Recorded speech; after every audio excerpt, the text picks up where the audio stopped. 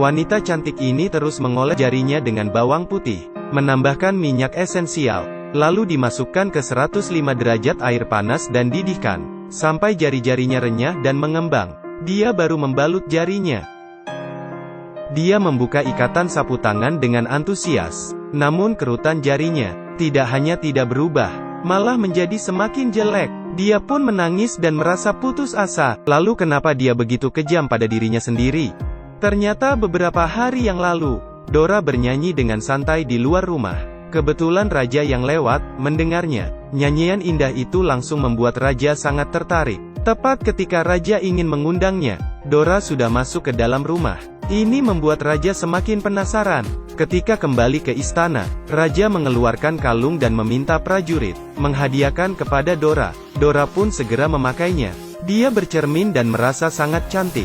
Ine kakaknya ingin dia sadar, membujuk dia untuk mengembalikan hadiahnya. Tapi Dora melihat ini kesempatan untuk mengubah nasibnya. Malam harinya, raja yang kesepian tiba-tiba datang, ingin mengajak Dora ke istana. Ine ingin mengatakan kebenarannya, namun Dora menghentikannya. Raja yang ditolak tiba-tiba marah. Dora tidak mau melepaskan kesempatan ini. Dia berkata kepada raja, I'm just a poor girl. I don't deserve the honor you bestow on me. Suara indah ini membuat raja semakin tertarik. Untuk mendapatkan kepercayaan raja, dia berharap raja memberikan dia waktu. Saat itu dia akan menunjukkan salah satu jarinya. Jadi gadis cantik itu menggunakan metode deep frying, menguruskan jarinya. Tapi semua berakhir dengan kegagalan. Saat itu juga, raja yang kesepian datang seperti yang dijanjikan. Pria itu mencium jari putih yang lembut. Tapi dia tidak tahu, jari itu sebenarnya adalah wanita berusia 90 tahun. Raja dia buat penasaran dengan suara nyanyian itu. Dora tidak berani bertemu dengannya. Tapi agar jari menjadi lembut, dia memasukkan jarinya ke dalam air es agar rasa sakitnya mendidih. Tapi semuanya berakhir dengan kegagalan. Dora sadar ternyata jari Ine lebih lembut darinya. Ternyata kakakku punya kebiasaan menghisap jari selama bertahun-tahun. Jadi dia mengeluarkan jari Ine di luar pintu. Raja melihat jari putih yang begitu lembut. Dia yakin gadis ini pasti sangat cantik. Raja yang semakin penasaran, terus menggodanya dengan kata-kata lembut. Dora tidak ingin melepaskan kesempatan ini. Dia menyetujui permintaan raja. Tapi sebelum memasuki istana, dia memiliki syarat. Semua lilin harus dimatikan demi mendapatkan wanita ini. Raja pun setuju. Keesokan harinya, prajurit membawa Dora ke istana. Dia juga mematikan semua lilin. Raja dan Dora pun bermesraan. Namun ketika raja bangun, dia sangat penasaran. Dia ingin melihat wanita cantik yang menghabiskan malam bersamanya tadi malam. Tapi saat dia mengangkat selimutnya, dia hanya melihat seorang wanita tua keriput. Raja ketakutan setengah mati, memerintahkan para prajurit untuk menahan wanita itu, dan melemparnya keluar jendela. Untungnya dia jatuh di atas pohon.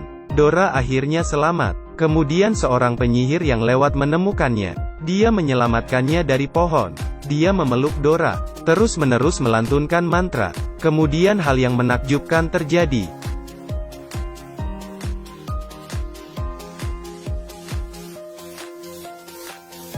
Raja bangun, melihat wanita yang menghabiskan malam bersamanya. Ternyata adalah seorang wanita tua. Raja hampir ketakutan.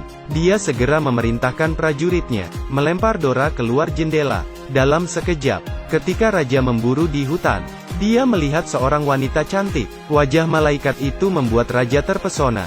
Kemudian dia membawanya kembali ke istana dan menjadikannya ratu. Namun raja tidak tahu, beberapa hari yang lalu, wanita ini adalah nenek tua yang dia buang keluar jendela. Meski dinobatkan sebagai ratu, tapi dia tidak melupakan Ine kakaknya. Dia mengirim prajurit, membawakan gaun untuk Ine, juga mengundangnya ke istana, menghadiri pernikahannya. Melihat Dora menjadi muda, kakaknya cemburu. Setelah acara pernikahan selesai, dia menolak meninggalkan istana, terus bertanya mengapa adiknya berubah menjadi cantik. Demi menyembunyikan identitasnya, aku harus mengatakan padanya. Old! No one would believe we're sisters. Ine keluar istana. Dia menemukan pengasah pisau untuk membantunya mengganti kulit. Tapi pria itu mengira dia gila, tidak memperdulikannya. Kemudian dia datang ke tukang daging, membawa kalung dan meminta pria ini mengulitinya.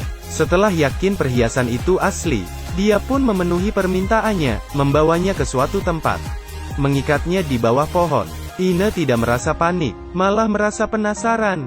Demi berubah cantik, dia mulai kehilangan akal sehatnya. Pria itu mulai mengulitinya.